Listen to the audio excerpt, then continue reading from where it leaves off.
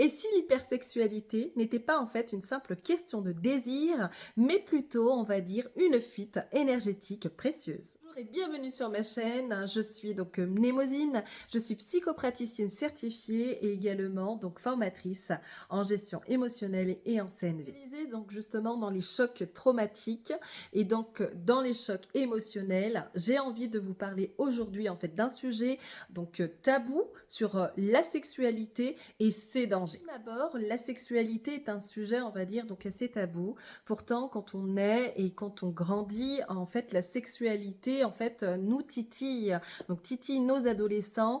Donc, déjà, on va dire, à la période de la puberté, ils se recherchent. Et donc, forcément, donc, il y a un moment donné où se pose la question de la sexualité, de la virginité, de la perdre, en fait. Hein, donc, vraiment. Et donc, ils vont se tourner vers des films X pour pouvoir, on va dire, avoir des enseignements en fait d'éducation sexuelle. Quand on devient en fait adulte, donc pour la plupart des adultes, on découvre qu'il y a en fait un grand écart entre les films érotiques, les films en fait pornographiques et la réalité dans sa propre sexualité. On va en fait au fil des années se construire en fait une éducation sexuelle en multipliant en fait les partenaires et pour certains adultes justement, donc c'est très compliqué on va dire de construire une vie de couple et donc forcément vont se tourner vers la sexualité. On dit il vaut mieux en fait faire l'amour plutôt que la guerre. Je suis bien d'accord, sauf qu'il y a en fait aussi des limites. Vous mettre en garde contre les personnes, on va dire, qui portent des énergies, on va dire, très néfastes et que vous pouvez absorber. En choisissant justement de passer quelques minutes, quelques heures ou tout simplement une nuit avec. Ce sujet est très très sérieux. Donc c'est pour ça que ça me touche profondément et que j'ai envie en fait vraiment de faire une vidéo qu'on n'a pas l'habitude d'entendre. Donc tout simplement parce que je reçois beaucoup en fait de personnes au cabinet qui en fait ont été prisonnières de leur propre énergie, donc dû en fait à des fonctionnements et surtout à des, on va dire des schémas mentaux qui sont récurrents et qui sont en fait très négatif. Constater qu'un certain nombre, on va dire, de personnes avec des comportements, on va dire, donc liés à la sexualité, étaient bloquées, on va dire, d'un point de vue donc énergétique, mais également d'un point de vue en fait émotionnel, psychique et spirituel. Donc des blocages dus en fait au relationnel.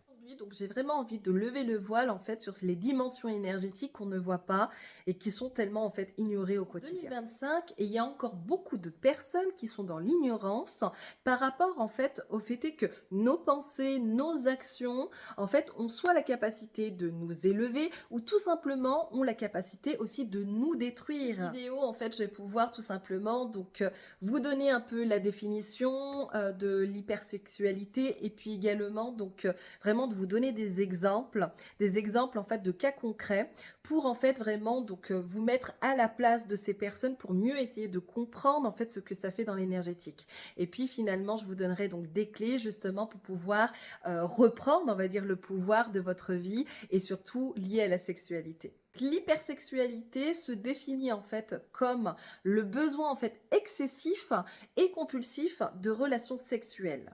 Mais ça peut être également donc deux pensées en fait sexuelles. Toujours en fait, c'est comme une obsession, donc toujours à penser en fait au sexe. Dans la matière, ça donne en fait tout simplement des exemples de multiplication de partenaires, de chercher en fait et à droite et à gauche en fait des partenaires, ou tout simplement en fait d'avoir une multitude de partenaires en fait lors d'un rapport sexuel. Donc comme les échangistes ou tout simplement le libertinage. Aussi le cas en fait de la masturbation en fait, on n'en parle pas très souvent. On sait que les hommes se masturbent énormément, mais en fait il n'y a pas que les hommes. Il y a aussi beaucoup de femmes qui en fait se masturbent. Et il faut savoir qu'en fait le corps à un moment donné en fait ne fait que de parler. Donc effectivement, lorsqu'en fait on a déjà goûté en fait à la sexualité, il y a un moment le corps se rappelle et donc forcément va réclamer en fait d'avoir de la sexualité. Tout simplement parce que ça apaise en fait le mental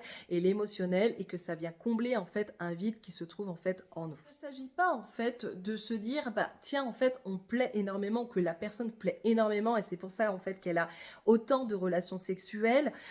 C'est pas non plus en fait une quête de désir en fait sexuel élevé, ça n'a rien à voir avec ça, c'est tout simplement en fait le fait est que il y a derrière en fait des traumatismes ou des chocs émotionnels qui se cachent derrière en fait cette hypersexualité. C'est qu'il y a des blessures qui ne sont pas du tout en fait soignées, qui n'ont pas été réglées, et donc à l'âge adulte, en fait, ça devient problématique si en fait on n'est pas dans le déni non plus. C'est évident que les personnes qui ont une hypersexualité, une addiction au sexe, sont dans le déni, ils ne sont pas forcément conscients que c'est un réel problème et que en fait les causes se trouvent en fait dans l'enfance. Dans les causes, on va retrouver en fait les abus sexuels. Donc comme pour avoir en fait tout simplement le contrôle sur son corps. Donc forcément en fait ces personnes peuvent tomber en fait tout simplement dans l'hypersexualité. Souvent, ce que je remarque, c'est qu'il y a beaucoup de carences affectives, comme par exemple le fait est de ne pas avoir été aimé ou tout simplement chéri, ou tout simplement en fait on a eu en fait une enfance à l'attachement on va dire insécure. Et donc ça se retrouve beaucoup en fait avec le cocon familial où on a manqué d'amour auprès de ses parents. Dans les causes, on va retrouver donc forcément des personnes ayant eu en fait des attachements en fait perturbés. Et donc savoir qu'il y a des personnes qui vont en fait tomber, on va dire, dans l'hypersexualité tout simplement comme une autopunition, car en fait dans l'enfance ils ont eu des traumatismes liés à la culpabilité ou à la honte, et donc forcément vont adopter, on va dire, un comportement inconscient pour s'autopunir. Je tiens à souligner que je n'ai rien contre l'échangisme ou tout simplement contre les personnes adeptes justement des pratiques sexuelles comme le libertinage. C'est tout simplement que je vais vous montrer juste après donc les dangers dans l'énergétique. C'est simplement ça. Donc il faut savoir que moi en fait je reçois au cabinet, et que forcément j'ai pu avoir des personnes, des consultants et des consultantes adeptes justement de ces pratiques-là. Donc j'ai beaucoup appris en fait auprès d'eux, et donc on va dire avec mes capacités extrasensorielles, j'ai pu en fait déjà avoir des constats en fait au niveau de leur énergie qui étaient souvent bloqués par rapport en fait à des parasites invisibles qu'on va en fait aborder juste après. Mais pour finir sur le sujet, on va dire donc de l'hypersexualité et les causes, faut savoir que une des causes aussi qui fait que les personnes restent dans cette, on va dire dans cette hypersexualité, c'est tout simplement parce que le corps en fait, lui enregistre toutes les émotions négatives comme positives, et donc forcément, lorsqu'en fait les personnes prennent du plaisir dans un acte sexuel, multiplient les partenaires, etc., le corps va juste se souvenir quand la personne est en dépression, quand elle n'a pas le moral, etc., que en fait, quand elle fait qu'elle a des débats sexuels, elle est heureuse, qu'elle en fait, elle est vraiment elle se sent en toute liberté, et que et que en fait, tout simplement, elle est dans l'épanouissement. Sauf qu'en fait, ce n'est qu'une illusion. Donc le corps, lui, simplement, il ne fait que de protéger la personne. Donc tout simplement, il va pousser la personne en fait à avoir des rapports sexuels. Donc en fait, la personne va ressentir à l'intérieur d'elle vraiment cette énergie en fait sexuelle, donc qui prend de l'ampleur, et donc forcément ça monte au cerveau, et donc forcément c'est tout un engrenage. Avant d'aborder justement le point énergétique, ce qui se passe en fait dans l'hypersexualité, je préfère en fait vous donner donc des exemples pour que vous puissiez en fait comprendre comment en fait les gens, en fait les personnes se bloquent elles-mêmes en fait de par leur propre énergie. Donc il faut savoir que la première personne que j'ai pu recevoir avait environ, on va dire, une cinquantaine d'années. Donc c'était une femme, c'était une personne qui aussi à la base avait des problèmes psychologiques et souffrait de dépression, et elle venait me voir dans le but en fait tout simplement parce qu'elle avait en fait fait une autre dépression dû en fait à son divorce. Donc cette personne est venue me voir en thérapie brève. Donc on a fait un vrai travail en fait sur sa personne par rapport à on va dire à ses pensées très négatives, par rapport à ses fausses croyances, et pour qu'elle puisse avancer avec espoir en fait dans l'avenir. Donc ça a très bien fonctionné, sauf qu'au bout d'un moment, donc je suis aussi limitée quand les personnes en fait souffrent de problèmes, on va dire psychologiques assez importants. Donc où moi moi, je ne suis pas, donc je suis juste à ma place en fait de thérapeute avec ce que je suis, mais je ne suis pas non plus médecin. Donc cette personne avait réellement besoin aussi donc de thérapie, on va dire plus poussée, ou on va dire plutôt, c'est même pas une thérapie, c'est plutôt, on va dire donc avait besoin d'un accompagnement en fait, voilà, de la part d'un psychiatre en fait en parallèle. Ce qui est très important quand on a des problèmes donc psychiatriques ou tout simplement psychologiques très importants. Donc c'était le cas de cette personne-là, et donc d'ailleurs c'est moi qui lui ai dit de reprendre rendez-vous en fait avec un psychiatre, parce que ma médiumnité, donc mes capacités en fait extrasensorielles m'aident en fait à cibler les mots inconscients, et donc forcément donc quand je travaille en thérapie, que ce soit en thérapie ou tout simplement quand je suis en fait en éclairage de vie, hein, donc ce qu'on appelle guidance, c'est là en fait qu'on me donne toutes les informations sur la personne, savoir si en fait le travail que je vais faire avec elle va fonctionner, savoir en fait quels sont ces mots en fait inconscients bloqués, et donc de quelle manière elle peut en fait s'en sortir. Donc pour elle, il s'agissait tout simplement d'être aussi accompagnée, on va dire, par un médecin, psychiatre, en plus de mes thérapies brèves, hein, qui en fait aident sur le plan en fait personnel, en développement personnel, et qui aident aussi beaucoup en fait à désensibiliser en fait des chocs émotionnels, des traumatismes, et également donc de revisiter en fait ses croyances, on va dire pour supprimer et surtout atténuer donc les croyances et les schémas mentaux en fait très négatifs, pour les remplacer par des schémas, on va dire beaucoup plus positifs, avec des croyances vraiment donc positives et surtout aidantes. Et donc cette personne dans son histoire donc venait me voir parce qu'elle avait divorcé, et qu'en fait elle s'en voulait, elle culpabilisait par rapport en fait à une tromperie qu'elle avait faite. Mais elle souffrait dans son histoire, elle souffrait tellement en fait d'affection, et puis elle avait des problèmes avec ses propres parents aussi, euh, bien qu'elle répétait l'histoire en fait de sa propre mère.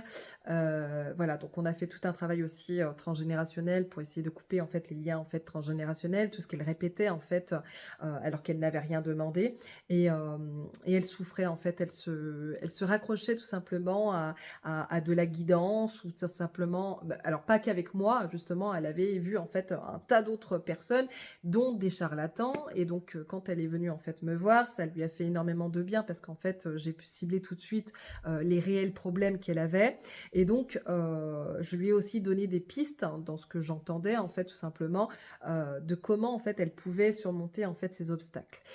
Donc on a fait un sacré travail en profondeur, et dans ce travail en fait en profondeur, je me rends compte que cette personne en fait a une addiction au sexe, et que le pire c'est que donc elle culpabilisait un petit peu donc de son divorce, mais en même temps elle était aussi soulagée, parce que son mari en fait aussi était voilà, devenu quelqu'un de très, on va dire laxiste, très voilà, qui s'est désintéressé d'elle, et elle en fait était une femme qui aimait plaire, qui avait besoin de séduire, qui se recherchait sur le plan personnel, qui se recherchait en tant que femme, et se recherchait également donc d'un point de vue professionnel. Et donc cette personne, quand elle est venue me voir tout de suite, qu'elle avait en fait d'autres amants sur le côté. Et puis au fur et à mesure des séances, je me rends compte que en fait elle multiplie les partenaires, alors que en fait elle n'était pas du tout cohérente avec ses propos. Donc rien n'était aligné en fait au niveau de son corps, au niveau de son énergie vitale. Donc il faut savoir que l'énergie vitale, c'est vraiment l'énergie qui en fait est invisible, mais c'est celle qui circule à l'intérieur de nous. Il faut savoir qu'en fait en Chine on l'appelle tout simplement donc le chi, dans la tradition tout simplement ayurvédique, on appelle ça donc le prana, et tout ce qui est en fait, on va dire côté spirituel, on appelle ça nous tout simplement donc de vie. Donc cette personne, au niveau de son énergie vitale, étant donné qu'elle était en dépression, donc ça veut dire que quand on est en dépression, notre énergie vitale est très basse, et donc nos vibrations sont également très très basses. Nos énergies ont du mal en fait à circuler, et forcément dans la matière, donc ça donne en fait des gros problèmes au niveau relationnel, au niveau émotionnel, au niveau en fait psychologique, au niveau spirituel. Donc en fait il n'y a rien qui va. Et donc ce qui fait que c'est un engrenage, voilà. Donc plus en fait elle multipliait ses partenaires amoureux et plus en fait elle en souffrait quoi. Enfin à chaque fois que je la voyais, donc on avançait sur des choses, mais en fait on régressait, ou en tout cas elle régressait sur d'autres plans. Et donc il y a un moment donné, je reçois le message comme quoi en fait en fait ces relations, ces partenaires, faut qu'elle les choisisse. Donc la vraie question c'était de se poser la question, savoir si en fait elle n'avait pas une addiction, et surtout de se poser aussi d'autres questions sur le fait est sa relation en fait au sexe, et surtout qu'est-ce qu'elle veut en fait d'un point de vue on va dire personnel, dans sa vie de couple, dans sa vie en fait amoureuse.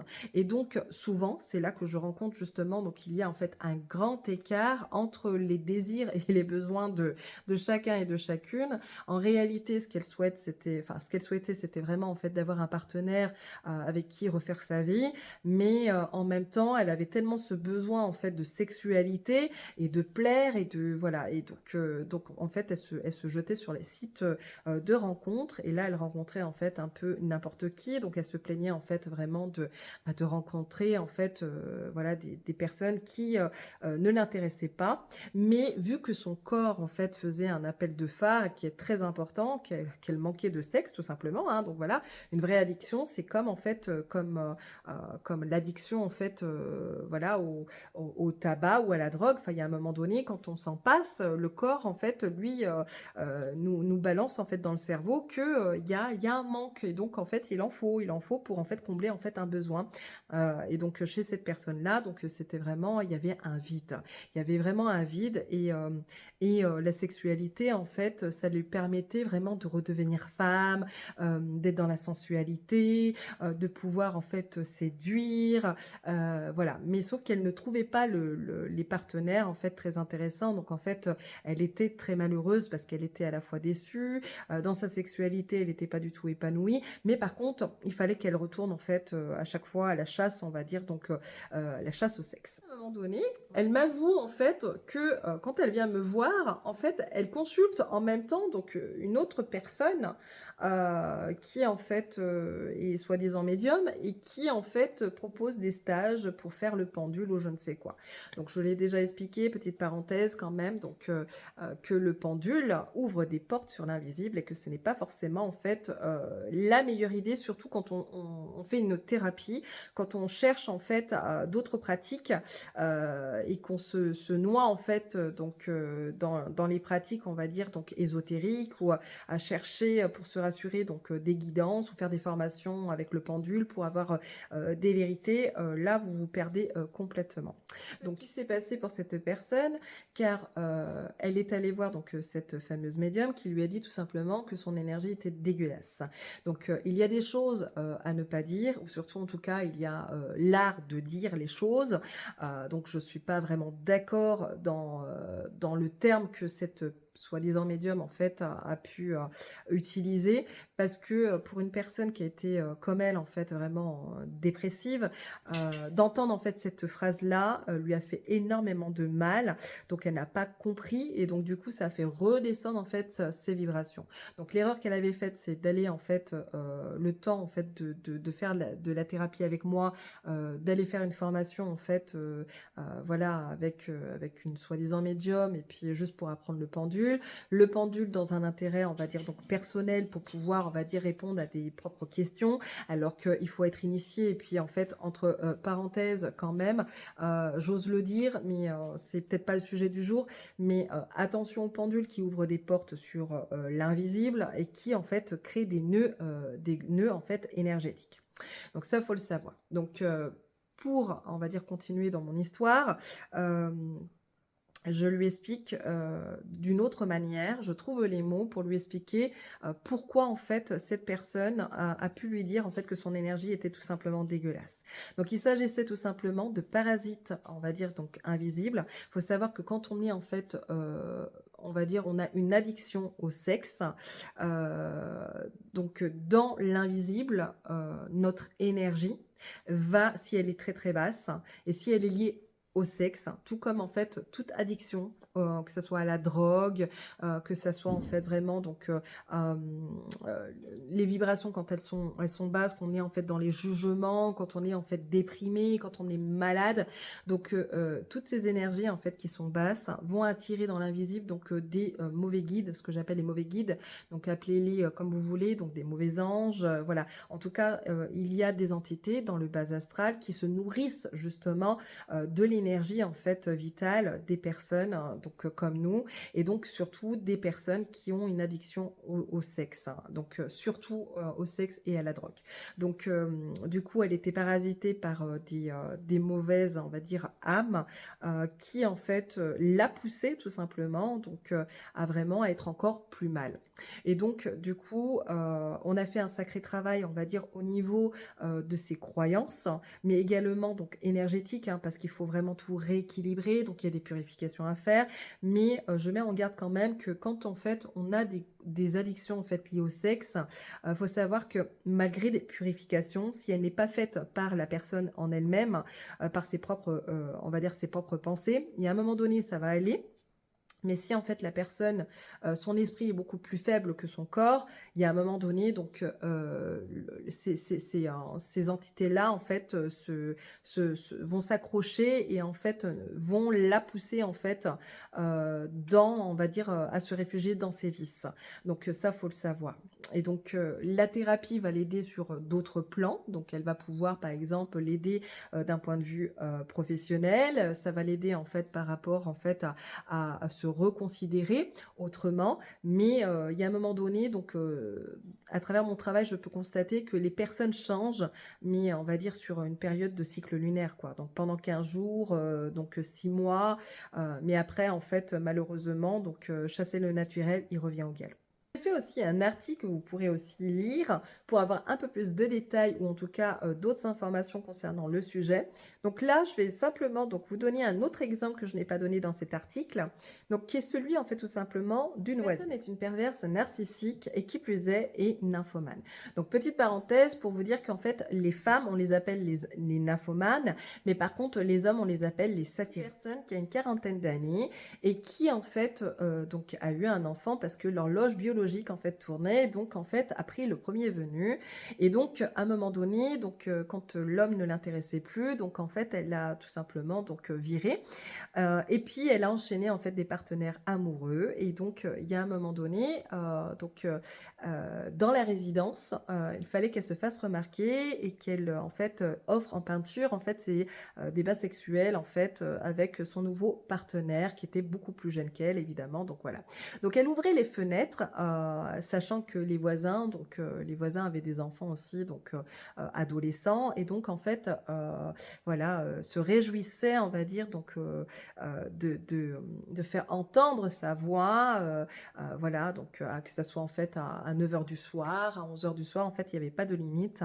et tout simplement donc même si en fait elle s'est casée par la suite avec un de ses compagnons qu'elle a pu avoir en fait comme partenaire sexuel. Faut savoir que c'est une femme qui en fait sur le côté, dès que l'homme en fait a le dos tourné, va en fait séduire, chercher en fait tout simplement l'attention en fait des hommes mariés, donc forcément des voisins. Faut savoir que les nymphomanes ou les satyriques n'en ont rien à faire en fait de la vie d'autrui. Donc c'est-à-dire que ce sont les personnes qui justement volent en fait votre mari ou votre femme si il ou elle le veulent. Généralement des personnes qui vivent en fait avec des mentalités de manipulation, c'est des gens en fait qui sont dans le contrôle, ce sont des personnes qui sont dans leur vie personnelle en fait en réelle souffrance et qui en fait vivent dans l'illusion, qui n'ont pas en fait de vrais amis, qui n'ont pas de vraies relations. Ce sont des personnes en fait tout simplement qui ont généralement sont imbus aussi de leur personne et qui en fait à travers la sexualité ont besoin en fait d'exprimer des ressentis ou tout simplement de combler en fait des besoins émotionnels importants. Ont des mentalités qui se rapprochent en fait de l'adolescent, c'est-à-dire avec les films pornographiques, donc vont vraiment en fait se nourrir de ça régulièrement et se nourrir en fait de masturbation. Ce sont des personnes qui ont des fantasmes sur en fait les personnes qu'elles rencontrent en fait dans la journée, tourner, ou tout simplement donc si elles ont des vues sur une personne, donc voilà, mais ça va pas les empêcher d'être en couple, et puis si en fait leur partenaire en fait a le dos tourné, en fait ce sont les premières personnes en fait à tromper leur conjoint ou leur conjointe, mais sans remords, donc voilà, parce que ça fait partie en fait de leur mentalité, et pour eux c'est très rassurant. Ça leur montre qu'ils plaisent encore, et plus en fait il y a en fait plus ils prennent de l'âge, et plus en fait c'est gratifiant. Donc ces personnes en fait sont vraiment dans l'illusion, et et c'est en fait leur mentalité, c'est leur propre fonctionnement. Et ça, ces personnes-là, généralement, vont jamais en fait se faire soigner. Bien au contraire, en fait, sont dans le déni. Comment ça se passe en fait dans la réalité d'un point de vue énergétique, dans ce que l'on ne voit pas, on va dire, à l'œil nu, et que une médium comme moi peut en fait percevoir. Donc, il faut savoir que lorsque nous avons en fait des rapports sexuels, notre énergie se mélange. Tout comme par exemple quand nous sommes dans une maison, nos énergies vont se mélanger en fait tout simplement à notre compagnon, ou tout simplement à nos enfants.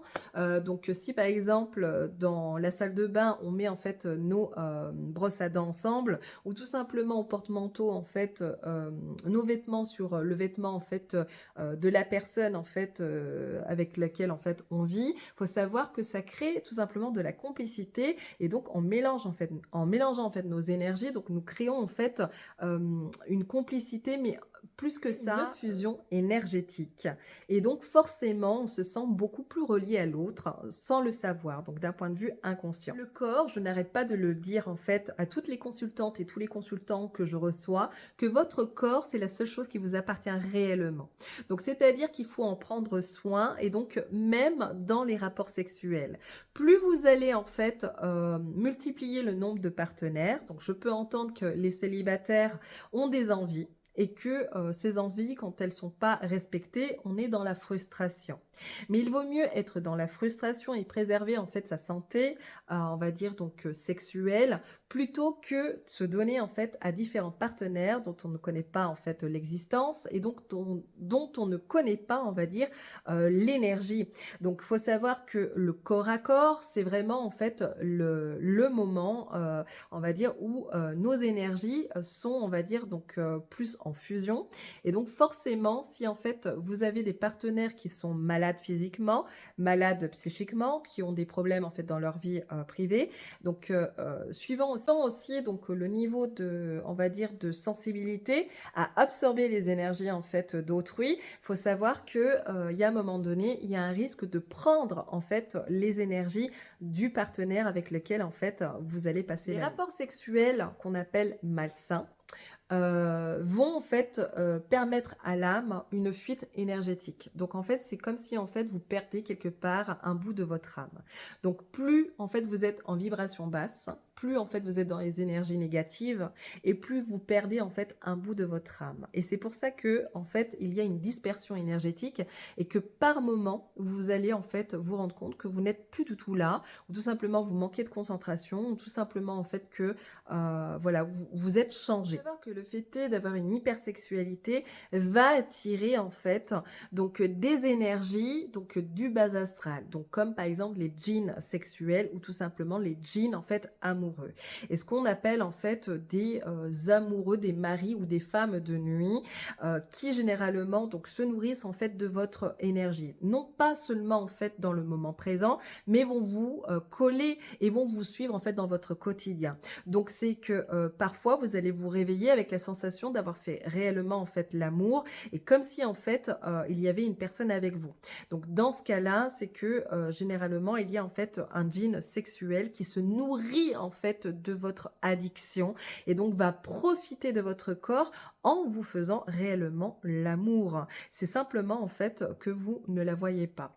Et donc ces djinns en fait sexuels ou amoureux, ça veut dire que tout simplement que le djinn va vous suivre parce qu'il est tombé amoureux de vous. Donc là c'est pareil, ça veut dire qu'en fait Quand vous vous baladez en fait, tout nu, chez vous, quand, en fait, vous vous lavez, quand, par exemple, si vous allez aux toilettes, vous ne fermez pas la porte, ce sont en fait aussi des portes ouvertes, on va dire, pour ces énergies qui sont, voyeuristes, et qui en fait, généralement, sur terre ont été très malsaines et qui ont gardé en fait des vices et donc forcément donc vont rejoindre, votre énergie qui est aussi, je le mets entre guillemets, donc, vicieuse. Voilà, donc ça, c'est très important de pouvoir le savoir et donc forcément, donc c'est obligatoire. De toute façon, c'est obligatoire que quand on a des pratiques, qui sont, on va dire donc, axées sur le sexe, mais vraiment, excessifs, vous vous attirez en fait des djinns, du bas astral. Lorsque vous masturbez, c'est la même chose. Donc, vous pensez que vous êtes seul en fait dans la pièce, et que vous êtes en train de vous offrir en fait un bon moment. Sauf qu'en réalité, les énergies négatives, donc du bas astral, aiment vous regarder et donc c'est comme ça que vous pouvez vous attirer des djinns amoureux. Ça peut faire peur ou tout simplement certains qui peuvent écouter et qui ne sont qui sont très éloignés en fait de ce que je suis en train de d'expliquer, donc vont penser que je suis perchée. Sauf que je mets en fait en garde car aujourd'hui en fait le monde invisible, tout le monde peut le percevoir. Ce n'est pas en fait une connerie. C'est pas en fait mon délire, ce n'est pas en fait une mode, c'est tout simplement en fait une vraie réalité. Aujourd'hui en fait le monde invisible, c'est un monde en fait qui est parallèle. Qu'on y croit, qu'on n'y croit pas, c'est pas en fait une question de croyance, c'est une question tout simplement, je dirais de jugeote aussi et d'ouvrir son esprit. C'est encore un autre débat et des sujets, on va dire, comme ça, j'en ferai d'autres, hein, donc pour mieux exprimer ma pensée. Mais aujourd'hui, pour vraiment conclure sur l'hypersexualité, j'ai juste envie de rajouter, prenez soin de votre corps et ne faites pas n'importe quoi. Faire l'amour, c'est vraiment un acte vraiment d'amour. Faire l'amour, c'est normalement ressentir de l'amour envers une autre personne ou en tout cas de l'affection. Après, j'entends les célibataires, donc voilà, il n'y a pas forcément d'amour, il y a plus en fait de l'attachement ou tout simplement en fait un désir, des pulsions. Je peux l'entendre. Simplement, d'apprendre en fait aussi à s'aimer, travailler en fait l'amour de soi, va nous permettre aussi de savoir ce que l'on veut en fait dans notre relation ou dans notre vie privée. Est-ce que c'est tout simplement donc de profiter de sa vie de femme et des partenaires de temps à autre, ou tout simplement c'est de vouloir construire quelque chose avec un partenaire fiable et durable. Donc c'est vraiment des questions que je vous invite vraiment à vous poser. Et puis surtout si vous avez cette addiction, c'est pas grave en soi. C'est simplement prenez conscience que vous ne marchez pas tout seul. Ça veut dire qu'en réalité vous êtes avec des djinns ou en tout cas des énergies en fait négatives qui vont en fait vous bloquer dans votre vie personnelle, d'un point de vue relationnel. Déjà que c'est votre énergie qui attire justement donc ces entités-là, donc c'est-à-dire votre fonctionnement, votre mode votre mentalité. Hein. Le fait est d'être tout le temps en fait dans des pensées négatives. Si vous êtes aussi donc voilà beaucoup dans les jugements, si en fait vous êtes imbu de votre personne, si tout simplement vous êtes dans le déni, si vous êtes très voilà dans beaucoup d'addictions, les drogues, le sexe, etc., etc. Donc tout ça en fait attire tout ce qui est négatif hein, dans l'invisible. Mais également, donc ce qu'il faut savoir, c'est que rien n'est perdu en réalité. Il faut juste purifier en fait vraiment vos pensées. Donc c'est-à-dire réapprendre à avoir une éducation sexuelle et réapprendre aussi à vous connaître. Donc à vous donner de l'amour, à guérir aussi, à entreprendre une thérapie ou pas forcément une thérapie, mais parce que je sais bien que des fois, c'est compliqué pour certaines personnes de se dire je suis malade ou que en fait tout simplement j'ai besoin d'aide. Et donc forcément donc le premier pas pour enclencher en fait vraiment le processus de guérison, il est beaucoup plus dur. Mais ce qu'il faut savoir, c'est que souvent vous êtes piégé par vous-même. Donc comme je vous l'ai expliqué, votre énergie attire ces énergies, et puis après ces énergies se collent à vous. Et donc c'est difficile en fait de pouvoir vous en débarrasser. Donc ce qui est important, comme je viens de le dire, donc c'est purifier vos énergies par la pensée, par aussi en adoptant en fait d'autres attitudes beaucoup plus saines, en vous posant les bonnes questions et puis il vaut mieux être seul que mal accompagné, je vous le dis franchement. Et puis, c'est aussi d'apprendre aussi à guérir, vos blessures. C'est que derrière, l'hypersexualité, c'est que vous avez en fait, des manques, c'est que vous avez en fait, des blessures émotionnelles à guérir, c'est qu'il y a en fait quelque chose dans l'enfance qui n'est pas passé. Donc à vous de regarder vos blessures, pas avec, du jugement, c'est vraiment en fait de vous décrocher en fait vraiment des jugements, c'est de vous accepter tel que vous êtes, mais en même temps, c'est aussi d'entreprendre d'autres, on va dire donc d'autres habitudes pour vous attirer le meilleur à venir. Donc, faut savoir que votre vie, généralement, si vous la regardez bien et que vous êtes en fait dans ces addictions, ou toutes les personnes que vous connaissez et qui sont dans ces addictions, ont des problèmes en fait dans leur vie réelle. Donc, que ce soit au niveau relationnel, que ce soit au niveau en fait émotionnel, que ce soit psychique, etc., etc. Et donc forcément, ça devient en fait un engrenage. Donc il faut vraiment faire super attention à ça. Donc finalement, la clé pour justement guérir, c'est aussi de comprendre qu'il faut transformer son énergie et puis aussi donc de prendre soin de son corps, dans la conscience de soi, nous empêche en fait de faire l'amour ou tout simplement d'avoir en fait des relations sexuelles, mais qu'elles soient en fait conscientisées et surtout épanouissantes. Reconnu en fait dans cette vidéo, tout simplement, donc je vous invite à prendre des décisions beaucoup plus conscientes. Vous avez reçu en fait des clés de compréhension dans cette vidéo, n'hésitez pas en fait à la liker, à vous abonner pour avoir d'autres conseils, on va dire donc sur des thèmes, on va dire donc variés, mais où je vous montre en fait justement donc le côté énergétique qu'on ne voit pas ou qu'on ne dit pas. N'oubliez pas que chaque petit pas compte et amène vers un changement radical et que si en fait vous êtes retrouvé dans cette situation, vous connaissez en fait une personne dans cette situation, montrez-lui cette vidéo et surtout donc poussez-la à aller voir en fait donc des professionnels de santé ou tout simplement donc n'hésitez pas en fait à m'écrire pour une thérapie brève pour travailler justement donc sur le côté on va dire sur le plan énergétique mais également aussi donc en thérapie et plus en fait on va travailler la sphère mentale, plus en fait ça aura de l'impact en fait au niveau émotionnel et au niveau en fait spirituel. Je vous dis à très bientôt pour une prochaine vidéo.